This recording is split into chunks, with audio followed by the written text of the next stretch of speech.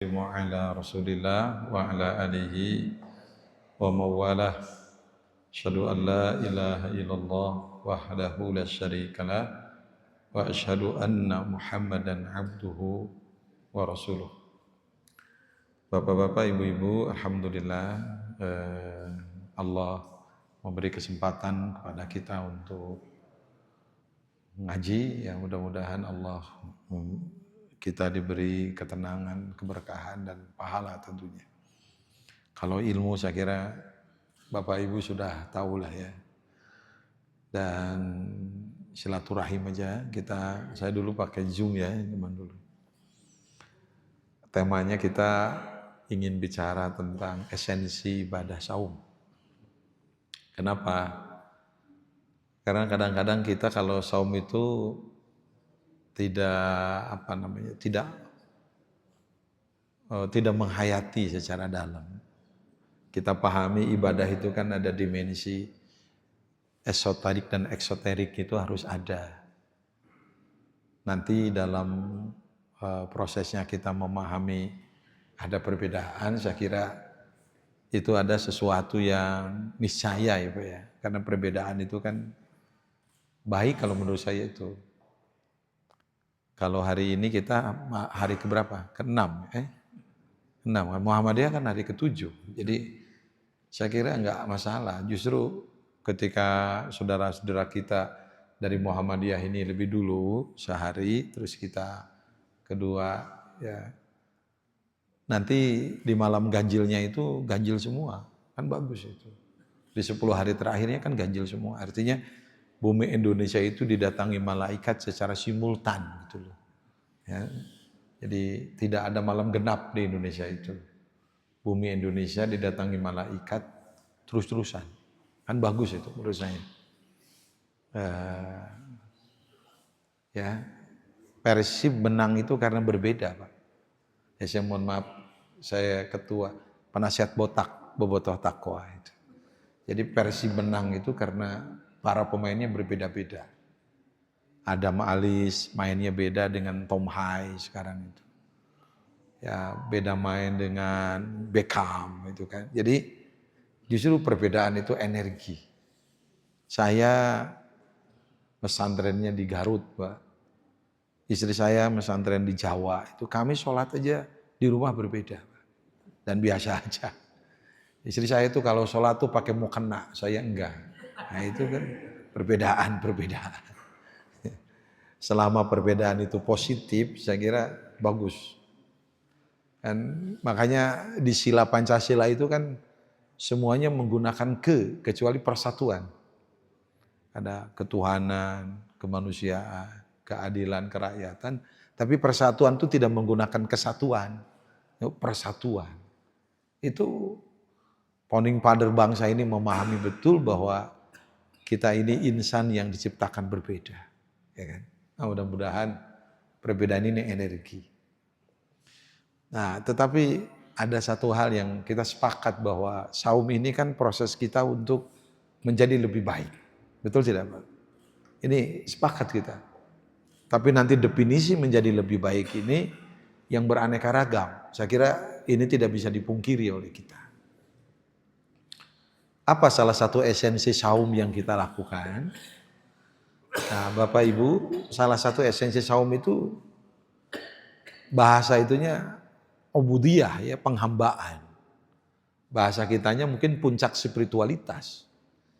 Jadi saum yang kita lakukan ini merupakan puncak spiritualitas. Terukurnya orang soleh, pengabdian seseorang itu kepada Tuhan, kepada Allah itu lewat saum. Ya. Allah Subhanahu wa taala berfirman dalam hadis qudsi, kullu amali bani Adam lahu. Semua amal anak Adam itu milik dia. Fal hasanatu bi asyri amthaliha ila sabimi'ati dhifin. Satu kebaikan yang dilakukan anak Adam itu diberi pahala berapa? 10 sampai 700 kali lipat. Jadi Allah tuh maha baik. Ibadah satu kali itu diberi pahala kelipatan 10 sampai 700 kali lipat. illas siyam. Nah itu. Illas siyam. Kecuali saum. Berarti saum itu memiliki kelipatan lebih dari 700. Nah ini kan luar biasa. Kenapa Allah sampai seperti segitunya kepada orang yang saum itu? Nah ini Pak. Karena kita sejak di alam rahim melakukan perjanjian primordial kepada Allah untuk tetap melakukan ketaatan maksimal, utuh, komprehensif kepada Allah, ya, maka Allah pun memberikan penghargaan. Nah, penghargaannya luar biasa.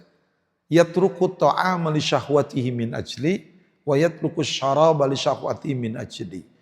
Aku memberi penghargaan kepada orang puasa itu, ya, kata Allah ini, karena dia meninggalkan makan minum karena aku. Padahal dia butuh, gitu loh. Ini kan luar biasa. Ketika hamba sudah berkorban kepada Allah, untuk Allah, Allah memberikan penghargaan yang luar biasa. Nah, saya memaknai ini yang disebut dengan puncak spiritualitas. Jadi kalau kita ingin ngukur kita ini soleh enggak, itu lihat puasa. Kan puasa nggak kelihatan loh Pak. Untuk Allah kan nggak ada ciri apa kategori orang puasa susah. Apa dia kurus? Belum tentu. Apa dia leles? Belum tentu. Nggak keukur. Yang tahu hanya Allah. Nah, itu. Makanya di hadis yang lain jelas ya, Allah memberikan luar biasa. Rasul bersabda, "Alaika bisaum fa innahu la'idla lahu." Hendaklah kalian melakukan puasa karena enggak ada ibadah yang sebanding dengan puasa. Oh itu. Ini puncak spiritualitas. Malah Rasulullah Shallallahu alaihi wasallam ketika bertanya kepada Mu'ad bin Jabal, "Ala adulluka ala abwabil khair?" Inginkah aku tunjukkan kepada kamu pintu-pintu kebaikan? Nah, kemudian Rasul mengatakan ada 3 pintu kebaikan itu. Salah satu dari 3 itu nomor pertama saum. Asyamu junnatun. Yang pertama, puasa itu perisai. Perisai sebutnya itu. Kalau perisai apa Pak? Melindungi diri. Perisai. Tembok. Kan? Yang kedua, ciri kebaikan seseorang, was-shadaqatu tudfi'ul khati'ah kama yudfi'ul ma'un naw. Sedekah itu bisa menghilangkan dosa seperti air bisa memadamkan api. Jadi pintu kebaikan itu sedekah. Kalau orang sudah puasa enggak sedekah, ya kurang bagus. Nah yang ketiga, wasolatur rojuli min jaufil lail, solat malam yang dilakukan oleh seseorang. Jadi 3. Nah, salah satunya puasa, itu Pak. Jadi esensi saum itu kita sampai pada puncak spiritualitas penghambaan. Ya. Nah, nanti dari proses penghambaan kita kepada Allah itu kan nanti ada variabel-variabel pengikut gitu loh. Betul nggak Pak? Contoh begini umpamanya. Saya nggak tahu ini saya bukan ASN Pak, jadi nggak tahu ini. Kan yang saya tahu yang paling tinggi jabatan ASN itu dirjen ya. Yang walaupun ada yang bukan ini jadi paling tinggi kan dirjen itu. Benar ya Pak ya? Itu untuk mencapai dirjen itu kan luar biasa itu. Betul nggak? Dari A sampai Z. Saya hanya orang swasta. Ya. Kebetulan sekolah saya semuanya di luar negeri, Pak. Dari S1, S2, S3 saya di luar negeri. Ya, kan saya di swasta kan luar negeri, gitu kan. Kalau dalam negeri berarti selain negeri, luar negeri. Ya, saya kebetulan S1, S2 di luar negeri, S3 aja di negeri. S3 saya negeri. Kan saya hanya tahu jabatan dosen itu japung itu asisten ahli, lektor kepala, guru besar, gitu aja. Karena saya di dunia pendidikan itu yang tahu. Itu kan untuk mencapai itu kan luar biasa itu, betul nggak Pak? Apalagi sekarang ada kriteria khusus itu kan, jurnal internasional. untuk jadi guru besar itu. Ya, itu kriteria. Nah, orang untuk sampai pada penghambaan Allah itu ada variabel apa? Penyerta. Kalau hadaikul haqaik dari Imam Ar-Razi itu kan sampai 60, Pak. 60 pintu yang harus dilalui itu. Ya. Ya kalau kita kan, kalau Imam Ghazali 9 kalau nggak salah ya. Nah, saya ingin mengatakan bahwa Moso selama 30 hari kita melakukan ibadah, puasa, saum kepada Allah, kemudian kita nggak naik itu derajat kita. Betul nggak? Penghambaan kita kan harus ditingkatkan. Maka Imam Ghazali itu dalam kitab Ihya Ulumuddinnya kan mengungkapkan bahwa puasa itu kan ada tingkatannya. Ada saumul awam, puasanya orang kebanyakan. Dia tidak makan, tidak minum, tidak berhubungan suami istri pada waktu tertentu. Hanya itu. Yang kedua apa? Saumul khusus. Dia tidak makan, tidak minum, tidak hubungan suami istri pada waktu yang telah ditentukan dan mampu menjaga seluruh anggota tubuh dari perbuatan maksiat. Ini udah lebih susah daripada yang pertama, betul enggak? Nah yang lebih tinggi, waduh ini. Dia tidak makan, tidak minum, tidak hubungan suami istri pada waktu yang telah ditentukan. Ditambah dia bisa menjaga seluruh anggota tubuhnya dari perbuatan maksiat. Dan dia fokuskan hatinya hanya kepada Allah. Kan luar biasa itu. Kalau bahasa saya itu kalau khususil khusus itu udah nggak butuh dunia gitu loh. Hatinya terfokus ke Allah. Kan gitu. Ya masa kita sebulan nggak naik gitu loh, betul nggak? Ya minimal mohon maaf merasakan hadirnya Allah, ya kan? Kalau orang sudah puncak spiritualitasnya tinggi kan merasakan Allah itu hadir, ada. Kan kadang-kadang kita sholat ini ngerasa menghadap Allah atau ngerasa menghadap tembok, ya nggak tahu kita. Allahu Akbar, Allahu Akbar. Ini yang manggil itu Mang Udin atau Allah gitu kan? Yang azan itu siapa? Kan begitu. Ya kan, Mbak? Nah, ini puncak spiritualitas. Ya ini mudah-mudahan Allah memberi kemudahan kepada kita untuk memahami itu. Ya. Model gini, mohon maaf, Pak. Kenapa orang tua kita ketika di kampung, saya orang kampung, ketika di kampung ini kalau kita lagi puasa itu banyak aturan. Betul nggak, Pak? Apa aturannya, Pak? Kalau mau puasa aturannya apa? Harus diangir, mandi. Betul nggak? Padahal nggak ada itu perintah Rasul begitu. Itu kenapa sampai begitu? Saya tidak melihat itunya ya, tapi melihat esensinya. Oh, kita harus suci lahir batin. Itu. Ya, walaupun nggak ada contoh ya kalau kita harus diangir dulu tuh nggak ada. Itu. Nggak ada. Teks fikih nggak ada. Habis itu apa coba? Orang yang mau puasa itu datang ke makam itu, padahal nggak ada aturan datang ke makam itu nggak ada perintah Rasulullah. Ini begitu orang tua kita. Nah orang mati juga kan nggak bisa diajak puasa kan. Tapi budaya kita begitu, nggak ada contoh dari Rasul seperti itu kan, nggak ada. Nah ini aturan orang tua yang saya tahu. Kemudian yang membatalkan puasa kan cuma 3, makan, minum, hubungan suami istri, ditambah orang tua kita nggak boleh kentut di dalam air, ya kan? Dirasionalkan, ya apa itu? Oh katanya kalau kentut itu di air itu idkholul ma'ilal jasad, memasukkan air ke dalam tubuh.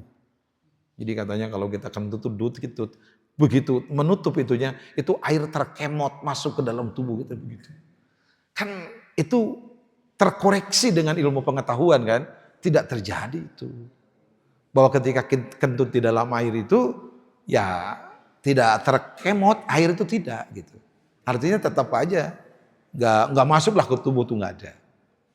Tapi kan orang tua kita begitu, apalagi nggak boleh nangis, betul nggak Pak? Itu orang tua kita.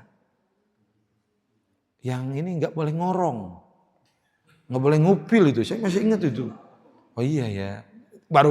Baru terkonfirmasi ke emak saya itu kenapa anak-anak gak boleh ngupil, Karena emak tuh khawatir kalau anak-anak ngupil suka dilamot. Itu yang khawatir itu. Sehingga kan kita tahu bagaimana rasanya upil tuh mungkin waktu Ramadan gitu. Nah itu Pak. Jadi ini yang memberikan makna buat kita. Oh ya ini ada aturan. Kenapa? Puncak spiritualitas. Ya, di sini letaknya Pak. Kita ingin bersama Allah. Itu. Ya. Makanya kan Rasul tadi, Mu'ad inginkah aku tunjukkan pintu-pintu kebaikan? Mau ya Rasulullah? Puasa. Kedua, sedekah. Yang ketiga, sholat malam. Nah kalau ini ada di dalam diri kita termasuk orang yang baik. Ini Bapak Ibu, jadi puasa itu puncak spiritualitas. Nah, lama ya, selama berapa lama? Sebulan. Udah sebulan ibadahnya variatif, betul nggak Pak? Makanya kenapa Rasul bersabda, man shoma Ramadana imanan wahtisaban ghufirallahu ma taqaddama min dambi. Puncak iman. Siapa yang melakukan saum Ramadan dengan penuh iman dan berharap pahala Allah, maka dosanya akan dihapus oleh Allah. Ini Pak, ya insya Allah mudah-mudahan kita bisa menapaki puncak spiritualitas dengan puasa. Kan nggak ada cirinya loh Pak. Ya, Bapak merasa hadir Allah. Masuk ruangan ada kulkas, di dalam kulkas ada minuman segar yang dingin, berani nggak buka kulkas Pak? Kalau buka doang berani Pak. Tapi kalau langsung diminum, Allah melihat. Nah itu. Mudah-mudahan ini ke bawah dalam kehidupan kita. Betul nggak? Begitu kita mau dosa, Allah melihat. Aduh, Masya Allah. Kan indah itu. Allah melihat. Itu yang pertama Pak ya. Yang kedua, esensinya apa buat kita saum itu? Saya memaknai itu kedisiplinan diri. Betul nggak Pak? Coba bayangkan. Sikap kita disiplin pada bulan Ramadan ini. Bayangkan Pak. Kita jadi mau diatur Allah. Betul nggak? Mau aja. Berarti kita punya konsep penghambaan. Bapak kalau hari biasa jam 3:30 dibangunin istri untuk makan pagi. Mau nggak? Pap bangun makan pagi 3:30. Bisa marah kita. Tapi begitu, Pap bangun sahur. Padahal makannya sama. Betul nggak? Tapi mau loh dengan kata-kata sahur itu. Betul nggak? Nah, ini kedisiplinan. Makanya aneh kalau udah puasa gak disiplin. Ya kan? Betul gak? Disiplin kita itu. Dan saya tidak melihat lagi orang kita yang disiplin selain pada bulan Ramadan. Nunggu azan maghrib. Wih, Masya Allah. Disiplin. Coba. Bisa adan can euy. Itu ditunggu itu. Menitnya dihitung itu. Ditungguan azan teh. Itu luar biasa kan. Padahal begitu beres Ramadan tara nunggu adan, biasa gitu. Ini kan luar biasa. Nah, makanya para sahabat menginginkan hari-hari itu semuanya Ramadan, biar disiplin. Suka bilang begini, Pak, gini ngerokok. Waduh, saya kalau nggak ngerokok nggak bisa konsentrasi, Ustadz, gitu kan? Sekarang ngerokok nggak bulan Ramadan? Ngerokok nggak kan? Nggak ngerokok kan? Nah, bisa konsentrasi nggak? Bisa kan? Ah, berarti akal-akalan gitu. Ya itu sebenarnya. Ya itu. Suhesti namanya apa? Suhesti itu. Ya kan? Mau ngerokok langsung apa? Buka langsung ngerokok. Dari mana itu? Suhesti namanya. Kalau Rasulullah buka pakai apa Pak? Sunnahnya. Pakai doa Pak. Doa dulu. Doa dulu kita. Baru pakai rutob. Rutob itu kurma yang masih basah. Kalau rutobnya nggak ada, pakai tamer. Kurma yang sudah mekering. Kalau tamernya nggak ada, baru pakai air bening. Di Indonesia ditambahlah dengan kearifan lokal. Kearifan lokal. Nah, kearifan lokal tuh bala-bala, gitu kan? Gehu, cilok, candil, apalagi tuh kolak. Itu kearifan lokal itu. Saya kira harus ada itu kan. Itu tidak menghargai budaya kalau nggak ada kolak itu kan. Mesti itu kan. Seperti Lebaran ada kupat kan gitu kan Pak. Itu kearifan lokal. Ini Bapak, jadi saya kira kedisiplinan. Dan ya jujur ya, mohon maaf dengan tidak mengurangi rasa hormat saya. Ada gak agama yang lebih disiplin ajarannya selain ajaran Islam? Ya luar biasa loh. So, bayangin Pak, contoh ya. Mau tidur saja kita disuruh wudhu. Supaya bersih. Betul nggak Pak? Mau tidur kan sunnah wudhu kan? Sudah, Masya Allah. Biar tenang. Dengan air ibadah itu tenang. Kenapa orang kalau marah disuruh duduk masih marah berbaring, betul nggak? Masih marah, ayo wudhu. Kan luar biasa, tenang. Makanya Bapak polisi itu kalau kita lagi ngantuk di kendaraan kan nggak boleh kena air muka kita, tambah ngantuk katanya. Disuruh olahraga, ngopi, ya, hindari ngerokok. Itu aja. Kalau ngopi kan, ya ngopi harus. Kalau ngerokok enggak lah. Ya. Bapak masih ngerokok? Masih, ya nggak apa-apa sih Pak. Itu apa? Ya kalau sekarang enggak kan Pak? Enggak ya, mudah-mudahan selama sebulan dilatih enggak ngerokok siang, nanti Syawal juga siang enggak ngerokok gitu loh. Ya gitu.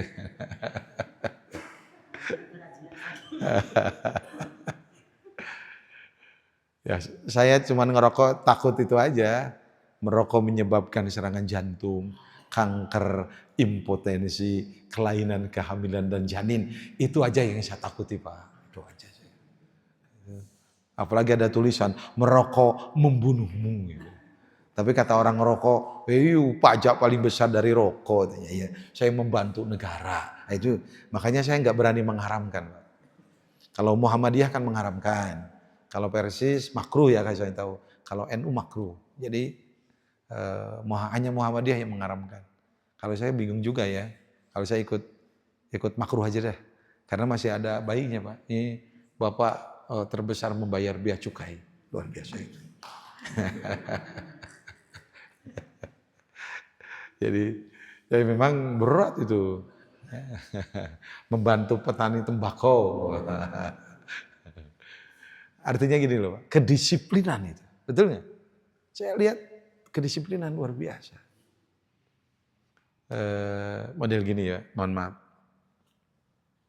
Kita jadi makan teratur itu Pak ya. Kan biasa kalau makan terus tuh, Ramadan tuh enggak lah. Makanya jangan balas dendam kita itu ketika buka itu. Kan orang malah muntarang can sarwajeng beuteng ya tara eureun gitu kan. Padahal Rasulullah bukanya dengan apa coba? Cuman korma 3 biji, selesai. Kan luar biasa, hanya memang perut Rasulullah beda dengan kita, mungkin itu. Maka takaran orang kan beda-beda, awas loh. Mana mau gambuhan, atau wareg-wareg, perutnya beda, itu begitu. Jadi jangan menganggap ini serakah, makannya banyak. Beda, muatannya beda. Gitu kan. Panjang usus besarnya beda, itu begitu. Tapi kedisiplinan sepakat Pak. Ya. Ini kedisiplinan. Dan saya yakin, mohon maaf ya Pak, Bapak kemarin lihat nggak permainan Persib sama Persita? Masya Allah. Nggak mudah Persib untuk mengalahkan Persita itu kan. Karena kedisiplinan. Dan Persib memang sang penakluk, susah ditaklukkan. Saya sebagai penasihat botak gitu kan, bobotoh takwa, wah hebat Persib. Dan saya prediksi Persib juara Indonesia 2026 insya Allah. Insya Allah. Saya lihat begitu. Kenapa? Kedisiplinan. Bojan Hodak sebagai pelatih itu beres memain Persib itu. Lapis kedua, ketiga nggak ada. Lapis utama semua. Kemarin kan Tom Hai tidak main kan? Tidak main Tom Hai, tapi permainan asik juga Pak. Betul nggak? BK mau diturunkan dengan orang Cimahi itu, William Barros, itu kan orang Cimahi dia. Itu enggak masalah itu. Ya, sama saja. Kekuatan Persib sama. Betul nggak Pak? Saya mohon maaf mau ngomong Persib. Itu luar biasa. Itu ya. Dulu zaman Ada tuh pemain Persib, orang Bandung juga yang pindah ke Maluku Utara. Ciroyom dia itu, dari Ciroyom. Ciroyom, nah itu begitu. Orang Ciro. Saya lihat kedisiplinan. Itu kemarin itu kan menyisir. Luar biasa itu. Nah kan gara-gara tidak disiplin kan, Persita dapat kartu merah, betul nggak? Iya itu Igor itu penjaga gawang terlalu ke depan, belum saatnya. Itu kan, akhirnya kan kartu merah itu. Beckham itu sudah ancang-ancang mau tendangan langsung, tapi kan kena itu dan tepat wasit memberi kartu merah karena memang ada gerakan tangan dari Igor terhadap Beckham kan begitu. Itu kedisiplinan, Pak. Saya mohon maaf ngomong Persib ini. Karena Persib itu hiburan Jawa Barat, Pak. Saya sebagai orang Jawa Barat, kan ciri Jawa Barat itu 3 katanya, Pak. 1, ngerti bahasa Sunda. 2, tahu di mana letaknya gedung sate. Yang 3, pendukung Persib. Nah, itu ciri Jawa Barat. Oh, mohon maaf ini. Karena Persib itu bisa merubah keimanan, Pak. Saya ngaji itu di Gatsu ya. Undangan 500, Pak. Begitu saya datang kosong. Loh, ini kenapa ini ngaji? Katanya 500 orang. Persib Pak Ustadz. Waduh. Kalau tahu jadwal Persib, panitia nggak boleh ngebentrokin jadwalnya. Kalah kita. Iya, terus Pak Ustadz nanti aja ceramahnya setelah Persib selesai. Pak Ustadz rekam mana? Sarua nonton. Beres Persib masih sedikit Pak yang hadir. Ya udah malam. Temanya bagus itu. Tentang pemuda lah, tanggung jawab pemuda Islam. Tapi karena sudah malam, no hadir ibu-ibu. Ya saya robah aja temanya. Ciri-ciri sakaratul maut. Udah selesai lah gitu. Udah selesai. Itu Persib ya Pak ya, mohon maaf. Kedisiplinan, maksud saya kedisiplinan. Dan dari saum itu luar biasa. Lagi enak-enaknya makan, tiba-tiba azan subuh. Nah, selesai. Hentikan. Lagi enak-enaknya kita lagi kuat, nggak makan. Azan maghrib, ayo. Sampai Rasul mengatakan apa? Selama orang menyegerakan berbuka, selama itu dia berada dalam kebaikan. Kan jelas itu. Kan luar biasa, kedisiplinan. Bapak lihat nggak perempuan yang disiplin? Saya salut ya sama ibu-ibu ini, akhwat ini. Luar biasa. Bapak lihat, mereka merawat wajah. Makanya saya titip ya, wajah itu dirawat, bukan difilter. Ya, bukan ini kan wajah difilter. Ya. Salah nggak Pak wajah? Wajah itu dirawat, bukan di filter. Itu kan ada filter itu. Yang nggak putih diputihin, bibir yang nggak bagus dimerahin, hidung dimancungin. Saya kira wajah di filter harusnya dirawat. Coba lihat perawatan wajah Pak, ahwat, ibu-ibu. Waduh, Masya Allah. Sebelum tidur mereka pakai apa? Krim malam 1, krim malam 2. Wah, Bapak pernah tidak?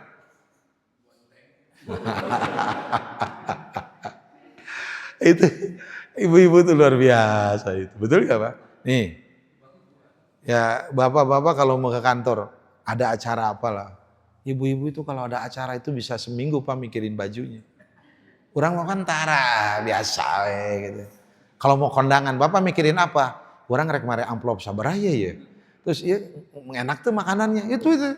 Ibu-ibu tuh mau pakai tas mana kan? Kudung harus matching sama baju, sama rok, sama tas gitu ya.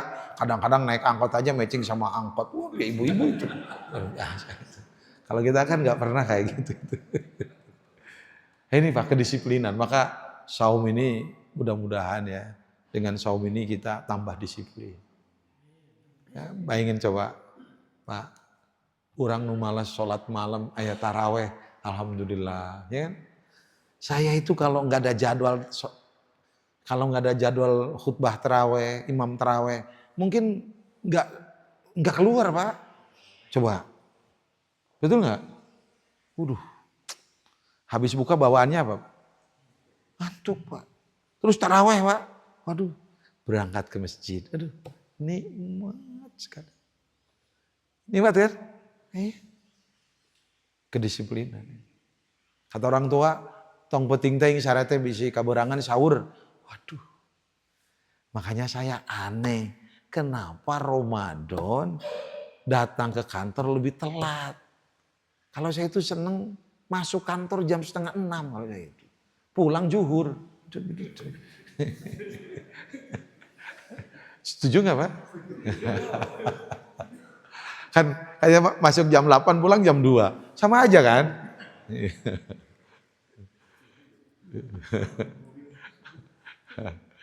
Makanya aneh oh. Harusnya tuh tambah gesit. Jam 5 lah, jam 5:30 masuk gitu kan. Habis sahur tuh langsung ke kantor. Wah, bagus. Pulang jam 1, jam 2 pulang. Nah, ini Bapak Ibu kedisiplinan ya. Dan yang ketiga Pak, apa salah satu esensi saum? Ini diantaranya saja. Misalnya esensi saum itu apa? Menjaga kebersamaan. Kenapa Rasulullah mengatakan siapa yang memberi buka kepada orang yang saum, itu kata Rasulullah, maka dia akan mendapatkan pahala seperti orang yang saum, sedikit pun pahala orang saum tersebut tidak dikurangi oleh Allah pahalanya. Kan aduh luar biasa. Bapak rasakan nggak? Bapak orang-orang sibuk ya, tapi buka masuk yang di imah Pak. Betul Pak? Kenapa? Bukan karena makanan di rumah enak, bukan. Lihat anak, lihat istri. Ya, saya jarang Pak buka di rumah itu. Ya jarang, buka di luar. Paling makanya saya tidak menerima sahur berjamaah lah. Udahlah, saya sahur mah di rumah aja. Tapi kalau buka boleh. Makanya kalau buka saya telepon istri dulu biasanya. Udah maghrib, udah buka sama apa? Sama ini, alhamdulillah. Kalau habis sama apa? Ya standar lah, saya bilang. Standar apa? Standar hotel. Ceramahnya di hotel, gitu. Aduh.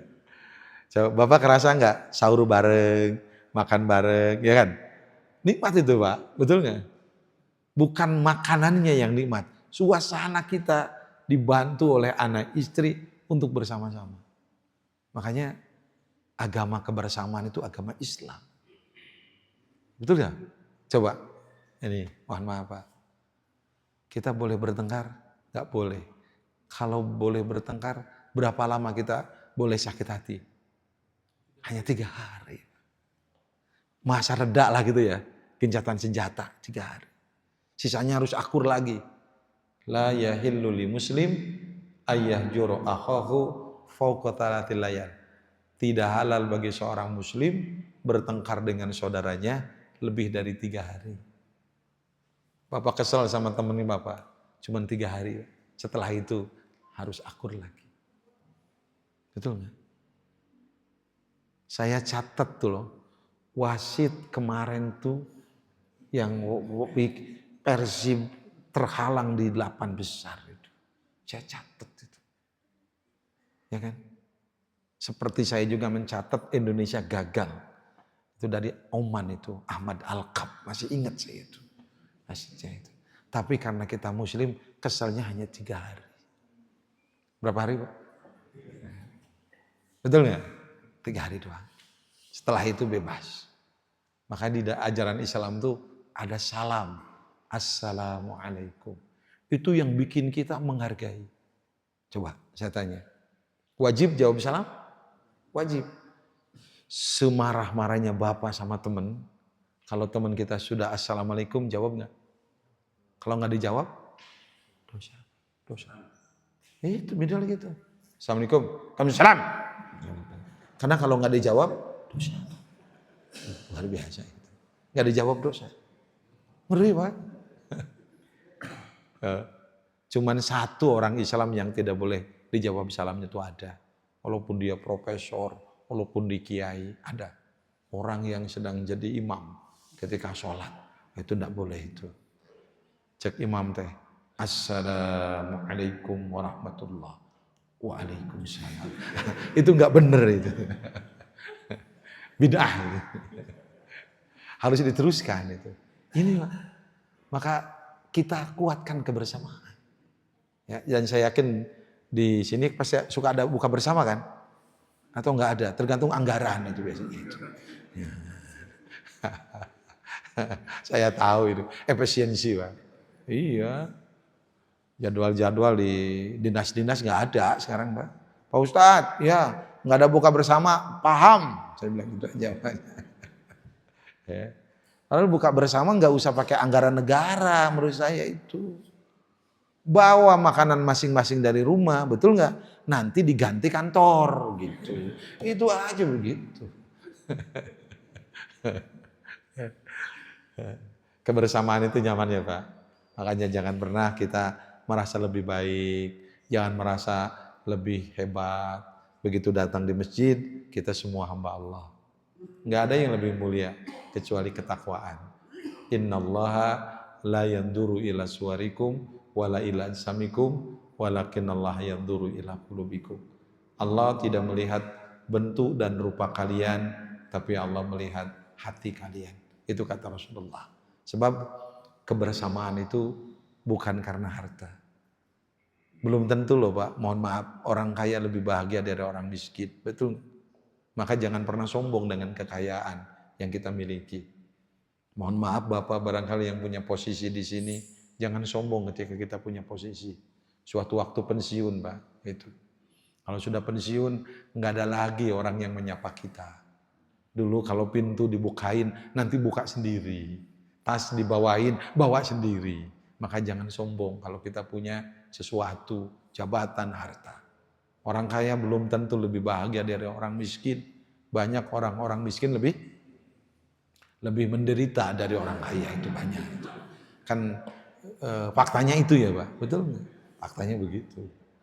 Ya, makanya jangan sombong. Jangan sombong dan jadi orang miskin lah, betul nggak? Ya, nggak boleh orang miskin sombong. Orang kaya nggak boleh sombong, orang miskin pun nggak boleh sombong. Nah, coba lihat Pak. Memang saya lihat tuh orang miskin tuh hidupnya tenang loh Pak. Betul nggak? Orang miskin tuh tenang, nyaman. Orang kaya tuh kurang tenang. Coba orang kaya. Bapak bawa uang ya, tunai 100 juta naik angkot. Hati tenang nggak Pak? Coba. Bawa uang 10.000 Pak, naik angkot. Tenang, beda itu, ketenangan. Betul ya? Orang miskin kalau mau tidur, tidur aja. Orang kaya itu mau tidur, ya Pak Haji, garasi udah dikunci belum? Belum Pak Haji. Kenapa? Mobil belum masuk semua. Orang kaya. Loh, emang mobil putih? Kemana itu yang Alphard? Oh Alphard kan dibawa Bu Haji. Bu Haji kan ada reuni haji, terus ada buka bersama, terus bakti sosial. Katanya pulang jam 1 malam. Oh kalau mobil merah, teteh kursus bahasa Inggris. Katanya sih ngambil TOEFL. Kalau yang hitam, oh itu AA, main futsal di Kera Condong. Kalau Zenik abu-abu, itu menantu bapak kan berangkat ke Majalaya, terus mau ke Garut, terus nanti besoknya ke Sumedang. Orang kaya. Lihat orang miskin, tidur, nyaman, itu loh. Makanya saya tuh kalau ingin tahu kaya miskin, lihat pas pengajian. Kalau tidur, itu indikasi kemiskinan. Kalau orang kaya itu, tidur gitu. Hanya ini kan orang kaya semua ini. Anak ini nggak ngantuk Pak itu. Itu kan. Makanya, aduh Masya Allah. Betul Pak? Jadi bapak-bapak aja orang kaya jangan sombong. Saya dengar katanya ada orang sehari 150 juta penghasilannya Pak. 150 juta Pak. Sehari. Ya, orang Bandung Pak. Sehari Pak 150 juta. Bisnis. Masya Allah. Tapi Allah kasih dua ya. Yang Allah nggak kasih ke yang lain. Apa? Satu, nggak bisa tidur. Ayo, Bapak mending jadi orang kaya nggak bisa tidur, mending jadi orang miskin sarewae.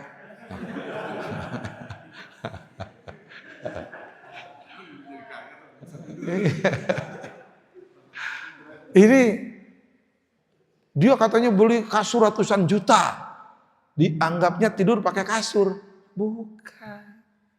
Tidur itu ketika hati dan pikiran kita nyambung, betul nggak Pak? Silakan.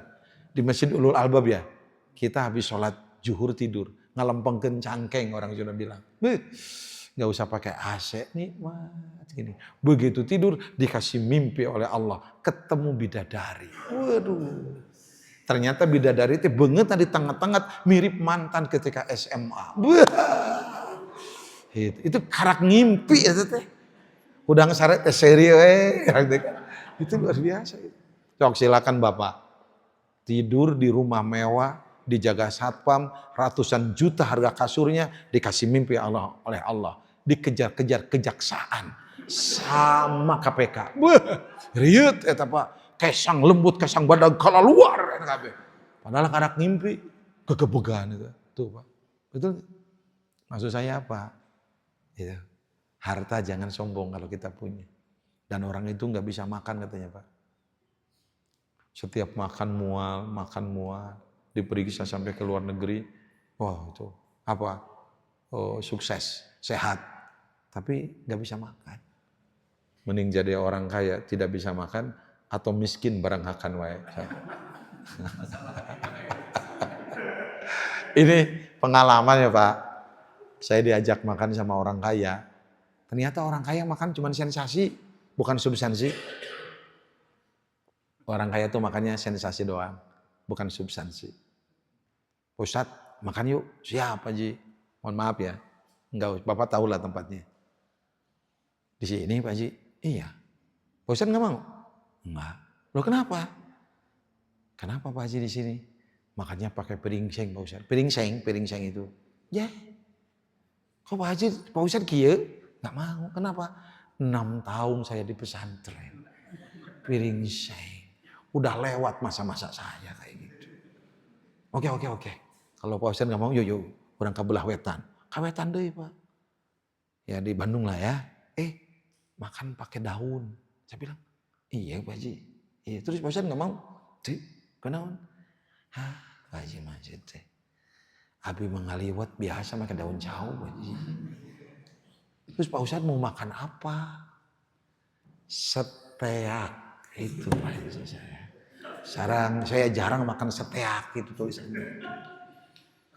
Kalau saya sering, saya pengen seteak aja lah. Saya bilang, saya jarang Pak Haji itu. Mumpung saya sama orang kaya, makan seteak aja. Pilih yang mahal. Saya jarang Pak Haji, bahkan nggak pernah. Ayo, akhirnya makan seteak. Ternyata saya makan dia, cuman lihatin saya makan. Ini Pak Haji nggak dimakan, buat saya juga 2 piring Pak. Masya Allah. Seteak. Kan bahasa Inggris itu lain dibaca, lain ditulis itu. Munafik itu. Uncele, angkel. Dari mana itu? One, one. Jauh ya. Makanya seteak aja lah. Udah jam 1.15. Tadi Bapak bilang jam 13.15. Saya disiplin saya itu. Pengajian tidak boleh menurunkan produktivitas. Dan saya kira tidak ada pertanyaan ya, karena bertanya pun belum tentu dijawab. Demikian, subhanakallahumma wa bihamdika, asyhadu an la ilaha illa anta, astaghfiruka wa atubu ilaik. Aqulu qouli hadza, astaghfirullah li wa lakum. Assalamualaikum warahmatullahi wabarakatuh. Waalaikumsalam warahmatullahi wabarakatuh. Terima kasih Pak Ustaz, dan memang kalau tidak ada pertanyaan kita akhiri pertemuan yang luar biasa ini. Terima kasih, mudah-mudahan Bapak nanti bisa bertemu kembali di masjid yang kita cintai ini di lain kesempatan. Assalamualaikum warahmatullahi wabarakatuh. Waalaikumsalam.